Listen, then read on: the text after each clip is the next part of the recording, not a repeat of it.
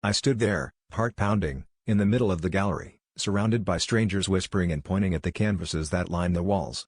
My partner had promised this exhibition would be a celebration of our love, capturing the essence of us in a way that only art could. But as I scanned the room, each painting was like a slap to the face. There she was, a woman I had never seen before, sprawled across our bed, her laughter frozen in brushstrokes, her eyes filled with secrets that I was never privy to. My mind raced back to the past few months, the late nights working, the sudden, unexplained trips out of town, the way they would sometimes come home smelling of a perfume that wasn't mine. Each denial, each excuse, had been meticulously crafted to keep me in the dark while this stranger's image was immortalized on canvas. The intimacy of the settings was undeniable, the small details too personal to be anything but real. I felt the room closing in, my breath shallow as the reality of betrayal set in. Just as I was about to confront them, a gallery assistant approached me with a knowing look, handing me a small note scrawled in familiar handwriting. It read, "You were always the muse, but she is the fantasy."